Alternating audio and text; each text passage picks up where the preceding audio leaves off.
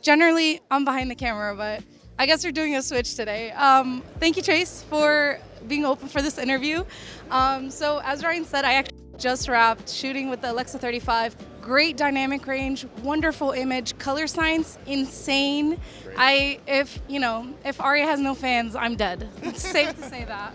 Safe to say that, yeah. But I wanted to hear actually, I know on the floor you guys have the new Alexa 35 base model. Yes. I was curious, what are your thoughts on that? What's the difference? Where are we going with that? Yeah, so actually I was involved in the product management side of building the Alexa 35 base and coming up with it as a product. So the base came from a lot of feedback we gathered. So one of my projects with the base was to gather all this feedback from customers, different kinds of customers, right? Not just the top level that say, I need everything in the kitchen sink and the camera, but people who were just starting out that were saying, hey, I'm using other cameras, or maybe I'm using an older Arri camera like the Mini or the Amira that's more affordable. And these are the features that I really need in a camera. So we kind of tried to distill down the best of the Alexa 35, because again, it is a full featured camera. And what we decided to do is we did it in a way that was based off of software licenses. We could have maybe made a camera that had a lot of different hardware changes, but we felt that a lot of people were aspiring filmmakers, wanted to get into the Alexa 35 as the same camera and then be able to build it up with these software licenses for features that they don't need all the time or maybe never need. So the idea is it's the same hardware. The only difference is this blue knob, and the blue knob is to be able to tell from a distance, wait a second, on set or at a rental house, this Alexa 35 might not have all the licenses installed, so I better check it before I get out on a job and realize I need something. So it's actually pretty simple. We took the camera as it is with the same color science, same dynamic range, and made it a ProRes only camera out of the box for the base. So it does any flavor of ProRes up to XQ, all the way down to from 444XQ to 422HQ, and of course you can do 444 as well, up to 60 frames in 16:9 recording formats, which is great. For most customers, they don't need more than 60 frames. They're shooting 16:9. So what we did with the licenses is we have 5 individual licenses, then we have one whole shebang, everything that we call the premium license as the 6th option. So one of them is 120 frames license. So if you shoot a lot of high speed, you might need that. Then you also have the Arri Raw license if you ever need Arri Raw recording, which some of our customers never do.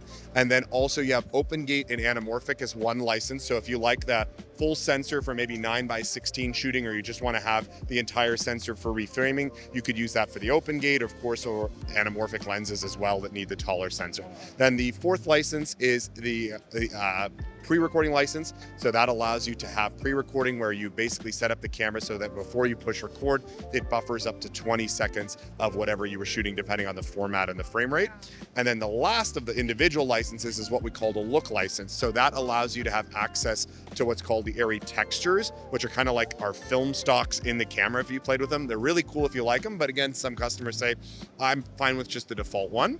And then it also, in the look license, gets you access to the 87 different looks that we built into the camera. So the look library was designed by our professional colorists in Munich, and they're basically a palette of 87 different looks that you can say, I want to use for this kind of shoot. It's great for corporate customers. They don't have the money or the time to color grade stuff. So they want to say, for this, I'm going to use a film look, or I'm going to use a commercial look or a fashion look. So those are all part of the look license. And if you add those all up, you get the premium license that you can purchase, and that gets you the whole camera in terms of all the different features that you'd have in the Alexa 35 Premium, as we're calling the previous, regular Alexa 35. Yeah. And all these licenses, by the way, they're available temporarily or permanently. So if you want to buy them perpetually, you can buy the perpetual permanent licenses that will always stay on the camera, or you can buy them temporarily for 1 week, 1 month, or 1 year. So if you have a commercial where you need anamorphic and it's only a 3-day commercial, you can buy the 1 week, which is great.